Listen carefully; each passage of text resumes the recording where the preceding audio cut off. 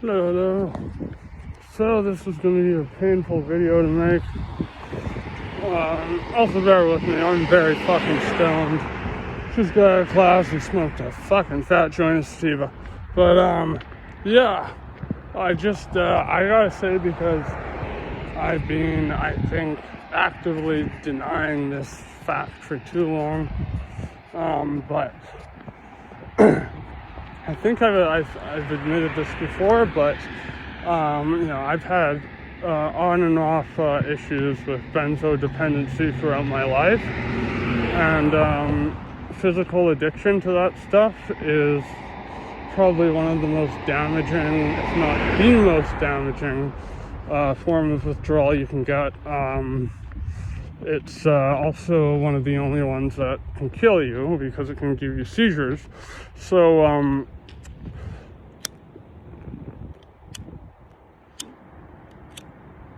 it also causes long-term damage because the withdrawal itself, like, for those of you who don't know how benzos work, is they work on the GABA A receptor, and GABA is responsible for relaxing the body and the nervous system, and it's also very crucial in neurotransmission. So essentially getting neurons the proteins they need to survive, so we can have solid memory and working functions and active, healthy synapses. Benzo withdrawal literally causes neurons to commit suicide, and it's been extremely, I think, just because I have central nervous system, it's been extremely painful, and my sleep is being very, very disturbed. Like, I literally wake in fright. Like, I wake up probably about 8 times a night, and every single time I do, it feels like I have rigor mortis, and it's like very, very, very painful. Like, I have to do a big dose of ketamine every morning, because for some reason the benzo taper I'm on, which is diazepam, because it's a long-lasting benzo, what got me hooked was atizolam and Xanax, which were both very short-acting benzos and very, like, much more potent ones at that. Like atizolam, it used to be legal in my country. I used to order it in pure powder form. I mean, I'm not gonna lie, it's good shit. Fucking, if you can manage to do it like once a week and no more than that, and don't redose, then it's like anything in moderation, not necessarily bad. But benzos are really these silent killers because they seem so innocuous. They don't seem to get you that high unless you do a lot of them. You just seem like you're kind of chilled out a bit, at least for me anyways. But they will get a grip on you like nothing else, and it gives you really, really bad rebound symptoms. And what that basically means is, like, you can have it with or without withdrawal, but the stuff that you're getting relief from taking, say, clonazepam or alprazolam, which is Xanax, say social anxiety, insomnia, that'll come back even worse. And when you're physically addicted, you get that to the nth degree. And I find I've had anxiety unlike anything I've experienced before in my life. And I am someone who's socially anxious. I don't really have trouble communicating with other people, talking to strangers and all that. I mean, I like to meet people, but I do experience a tremendous amount of social anxiety when I'm talking to people, even people I know. I described this on my channel. I have kind of devised a way of channeling that frenetic energy into just motivation to keep talking, which is why I motor mouth a lot. It's a good way of coping with it. But this anxiety is, it's like, I've never really had generalized anxiety where, like, scared to leave the house or whatever, or paranoia, but like God damn it, I've got it now. And I was touching on how it's affecting my methadone. Something that if I could get off it tomorrow, I would, because I haven't used opioids. Wanted to use opioids in a long time. I mean, I did take Percocet a couple times, like not enough to get me high. Like, I'd take 2 of them and a Xanax when I was working out in the cold, because it was making my central nervous system go nuts, and I couldn't deal with customers if I did ketamine, which was my go-to for treating that. But I already have central nervous system sensitivity, and benzos make your nervous system very, very sensitive. And my methadone, it used to be, because of the long half-life, which is why it's so hard to get off of. Say if you were to go cold turkey for methadone, you would experience at least 30 days of acute withdrawal, meaning the worst of it. But that's not the end. You still will have withdrawal, post-acute withdrawal after that. I've gone cold turkey off 140 mils of methadone for 5 days before going on Suboxone, and it was utter hell. Because of that long half-life, I used to be able to go without it for 3 days. Now it lasts about 10-12 hours before I start going into withdrawal. So I'm essentially experiencing, I believe, the medical term is comorbid withdrawal. So I'm experiencing 2 of the worst types of withdrawal, nearly around the clock, and it's rough, especially because because of the amount that I was abusing. My doctor put me on a pretty high dose to start the taper, so 80 milligrams of Valium, which, he had to monitor me, because, for most people, that would cause you to black out.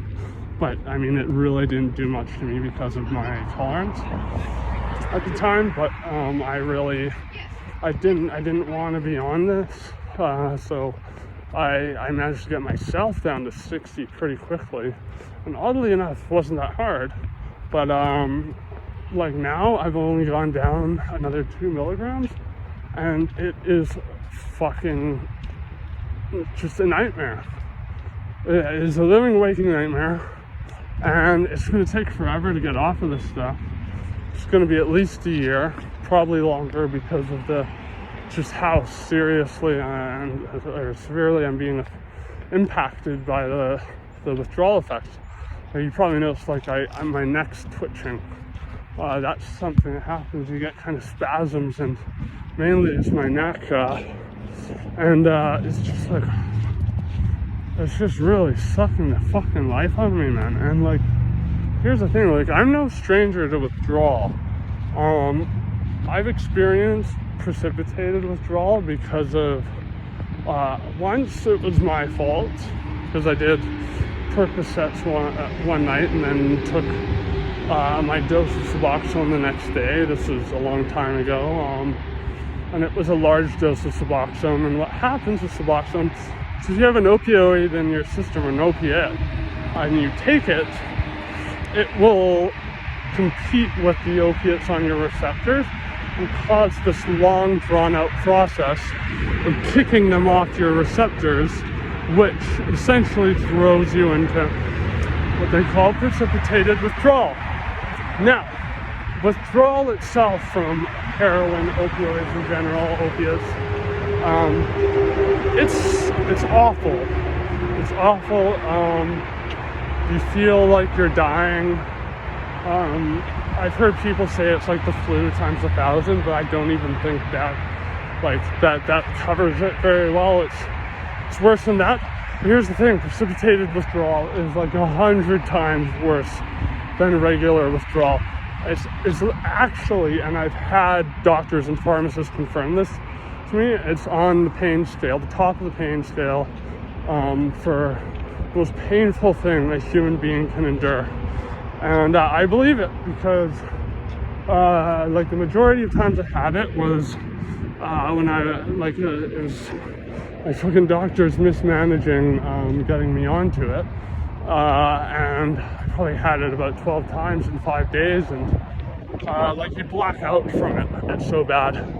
It's like you black out, you wake up, you're projectile vomiting, fucking fluids coming out of both ends, but you feel like you're being, at least I did anyways, like I was being struck by a bolt of lightning made out of the coldest cold I've ever felt. Like, it is bad, like you're in a fetal position and you can't do anything. Bad. But it won't kill you. It'll just make you feel like you're dying.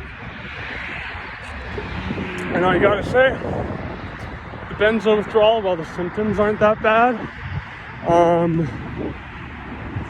like precipitated withdrawal doesn't last forever. So you get out of it. You can get out of it within mere hours.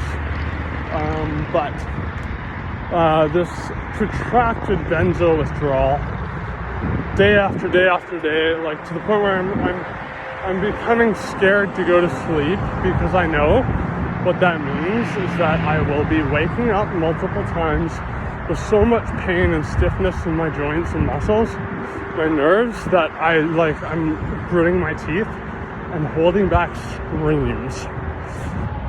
And yeah, I don't really sleep more than 2 hours a night, because I have to stave off when I take my methadone, and I'm in methadone withdrawal by the time I wake up at 5 or 6, which I used to be someone who would sleep in as long as I could, but I haven't slept in past 9 in a long time. And when I did sleep in a 9, I was in terrible methadone withdrawal. But so usually, because I wake up earlier, I have to just do a bunch of fucking ketamine to, like they say in the Alabama 3 song, special occasions chills away, like it numbs out the pain you're feeling, not completely, but quite a bit if you do enough of it. But here's the thing, like my bladder's getting fucking more and more fucked up, more and more cystitis, and I just like most of my channel is typically me proclaiming like how I'm a very responsible drug user and all that. But here's the thing, I'm still a fucking addict, and it's concurrent disorder. I mean, I have so much nerve pain that I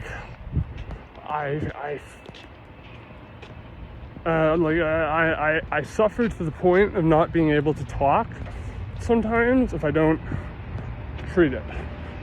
I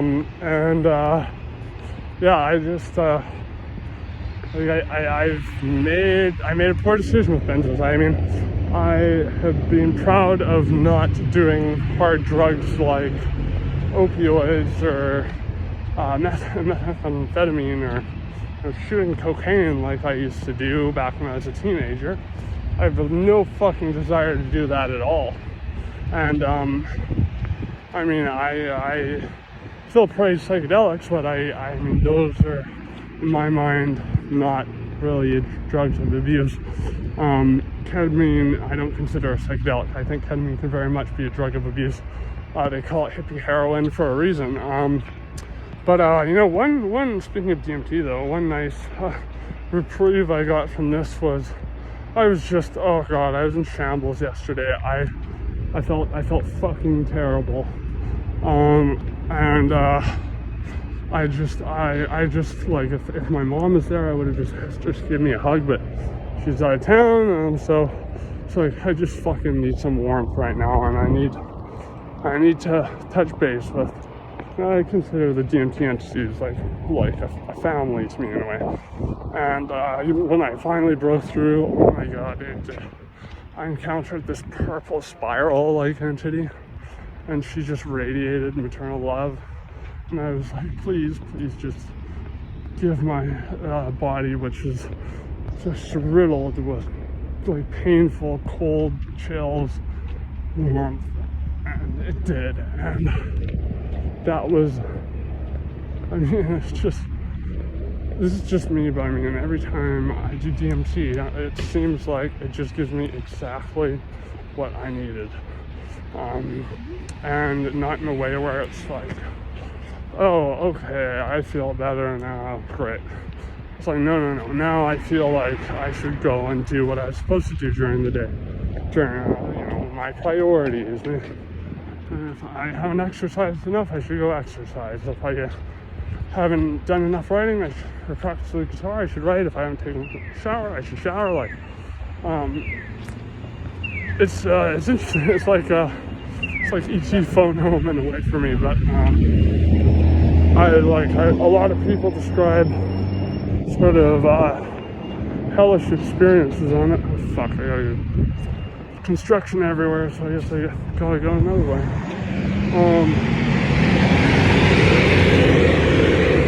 I personally have had very intense experiences on it. The first time I did it was confusing and disorienting, and I blacked out for most of it, but other than that, out of the at least 100 DMT trips I've had, they have all been extremely pleasant, intense, bewildering. Like, I am left without words by the end of some of the trips, but like, otherwise, never had a bad time. I mean, I have had, like the NCs like flip me off, and like I had an entity call me a creep once for some reason. Just kind of but it seems almost like they're kind of jesting in a way. They're just kind of trying to get a rise out of me. Yeah, like, it sucks because since my nervous system is so shot, I'm actually I'm scared to do long-acting psychedelics because I remember once I did a microdose of 0.2 of mushrooms, which would usually make me a little sedated, but that's it. But I got the flu, ironically enough, from the flu shot because I have a compromised immune system. And I was tripping like I was on multiple grams of mushrooms. So I feel like I'd be playing with fire and just not exercising, responsible use, but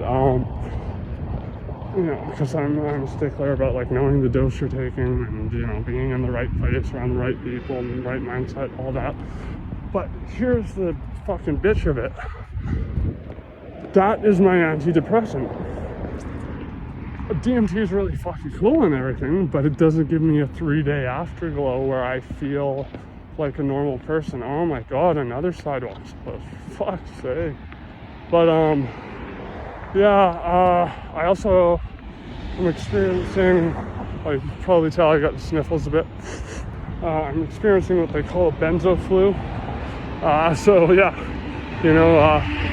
You also get to experience this feeling of having a really bad flu all the fucking time, and constantly having to tell your friends, oh no, I'm not contagious, and while trying to, of course, dodge the fact that you're fucking going through benzo withdrawal because you're reckless enough to do I didn't even do that much, but the thing is I have central nervous system sensitivity, so I think, and I also have a history of being addicted to benzos, which gives you more of a predisposition for that to happen again.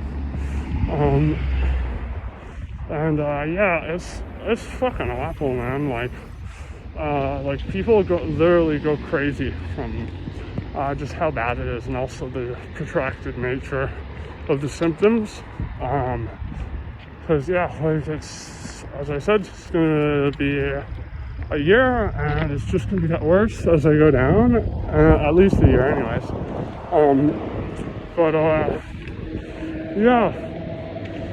I just wanted to admit that because I am, a flawed person. I'm not fucking perfect,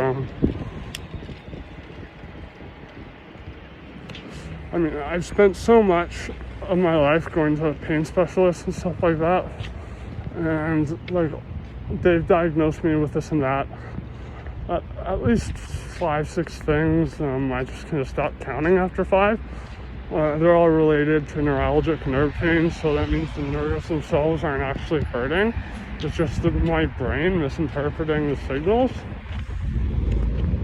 Which is just, it fucking sucks, because you want to be like, hey, brain, it's just a slight shift in temperature, not fucking like burning, agonizing pain. Just chill out.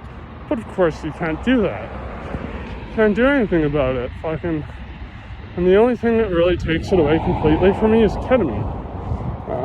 But like, I am giving my bladder cystitis, and I just, fuck. I mean, I don't know what to do anymore.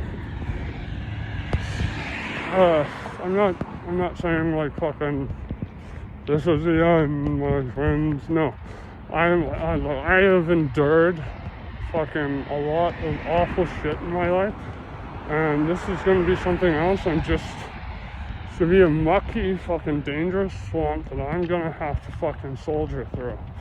Just fucking drag myself through this, and it's gonna suck. And I'm pretty sure my upload schedule may falter a bit. May not be getting as many videos, so I apologize for that. It's fucking totally my fault. This is not my fault. I'm not fucking blaming this on anyone. No one's been able to accurately, effectively treat my nerve pain. Accurately identify it too. Closest thing was just being prescribed ketamine, but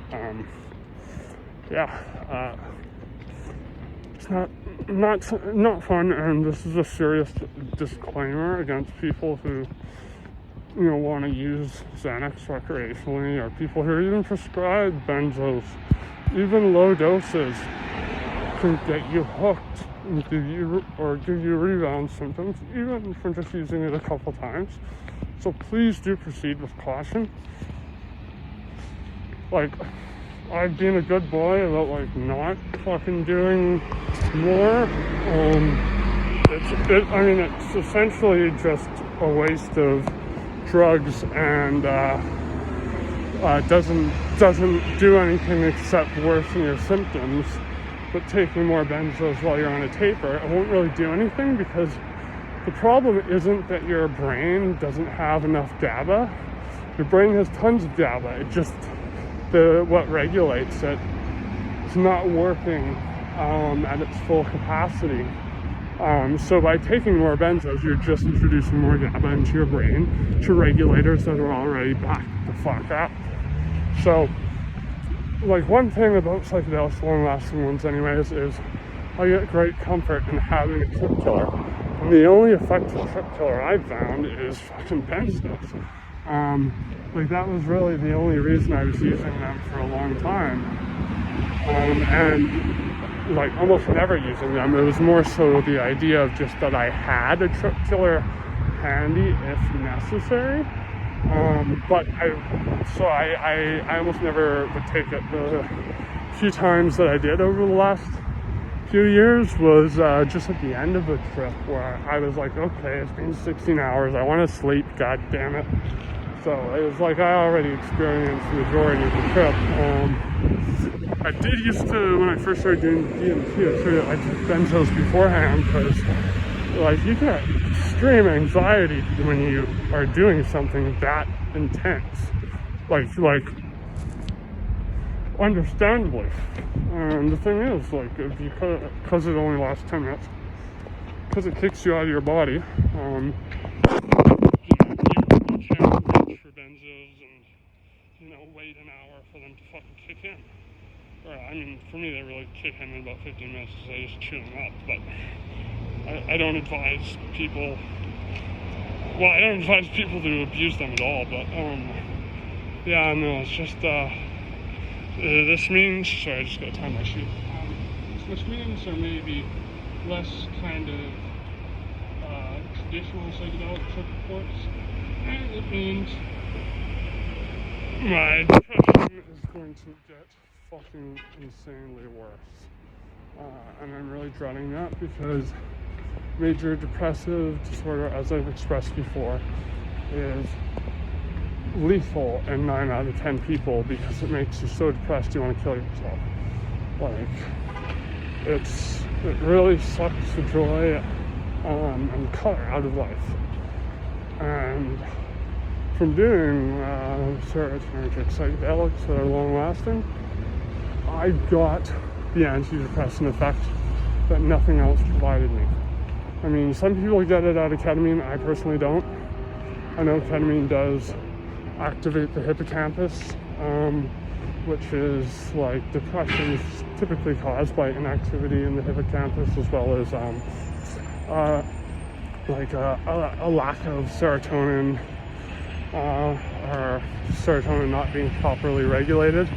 And I'm considered treatment resistant because antidepressants give me fucking seizures, but I don't want to be on antidepressants anyways.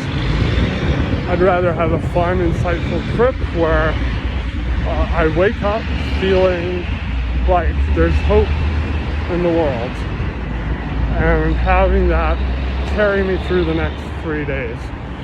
So I really want to make this distinction. Psychedelics are not a bad thing. They're a good thing if you use them properly. Like, I personally just can't abuse them. I can't do them just to have fun because they will chew my ass out. Like, I will get, like, it's almost like Mother Superior giving me an intense talking to, or fucking spanking sometimes. Like, I remember once I did 4 grams of mushrooms just for fun. Just watch some movies and eat some candy. And I saw, like, literally a bellboy and a clown made out of these, like, red gems. And it wasn't like, copy-paste clown fucking bellboy. It was like they were made out of these gems, these red web-looking things, and they were geometric patterns. And they were just fucking in my wall. And I don't know why, but I found it funny at first, but it just started to unnerve me after a while. And, like, I remember I was looking at a star thinking it was a UFO watching me. Like, I always give people a disclaimer: do not abuse psychedelics or they'll abuse you. Like, I do not like taking them and going to parties and shit like that. I usually take them on my own, just for some inner exploration, introspection, and of course the clinical benefits that I mentioned. But I gotta draw a line. I gotta make a distinction between those things and drugs of potential abuse, depending on how you use them, like benzos, which I think are very bad. I think they're a silent killer. Some people do need them in certain cases, but like, you really should not be taking them like every day, even if it's like a very small dose. Like as I said, you'll get rebound effects like almost right away if you take, say, even like 0.5 milligrams of cannabis, like once a day for 5 days. Like, you will feel everything that was being alleviated come back about tenfold after that period of time. I'm sure this varies from person to person based on their immune system, their central nervous system, its level of fortitude, but my immune system is compromised. My central nervous system already is sensitive as fuck. So this is going to be a hard journey for me. And I just want to admit that I fucked up, and I'm paying for it. So I want to make this clear. I'm not bitching. I'm just divulging because part of this channel is about me being honest and transparent, and I'm telling you pretty much everything that's fucking going on with me. So that's that. And fuck benzo withdrawal, man. Like, Jesus Christ. But in any case, I'll wrap it up there. Mea culpa, all that. Just want to say, fucking, please do not look at me as a fucking pillar of responsibility, because I'm not. I think I'm responsible with how I use psychedelics, I mean, I admittedly do use it like too much ketamine, way too much ketamine. But it's not because I enjoy it. It's because I just really need relief from nerve pain. If Kundalini yoga gave me those effects or whatever, holotropic breathing, I would do that instead. And I've tried so many fucking avenues to treat this. I've tried cognitive behavioral therapy, all these methods. It's just it's unstoppable. Like, traffic's getting really loud anyways, so yeah, I just wanted to put that out there. Please, folks, don't make the same mistake I did, because it's fucking awful. And I mean, I'm still being like a good proactive boy with my life. Like, I'm, just leaving class right now. I was active in class. I'm still exercising every day, practicing guitar, writing stories, trying to go about my life. But I'm just enduring a lot of just, like, I can't accurately convey with words just how fucking unbearably fucking painful and debilitating this is, and how incredibly helpless it makes me feel. So yeah, just wanted to tell you guys. But I know there's going to be some people who are going to be like, ha, fucking, I knew it. I knew it. You're always an addict, fucking. Like, I've had people say this to me, once an addict, always an addict. But hey, I'm not fucking sticking a needle in my veins or anything. So, fuck off. I was not taking high amounts of benzos when I got addicted. It was just me being careless and desperate for relief while I was working. It was to get me through fucking the day when I was working. And because the worst thing for nerve pain is weather. And it was very cold at the time, so, I managed to, spin a little fucking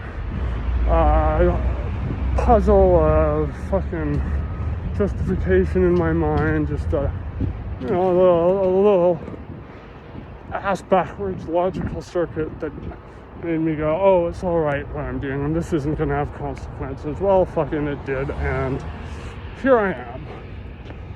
I feel very ashamed, I feel very stupid, I feel like I really played myself, and yeah.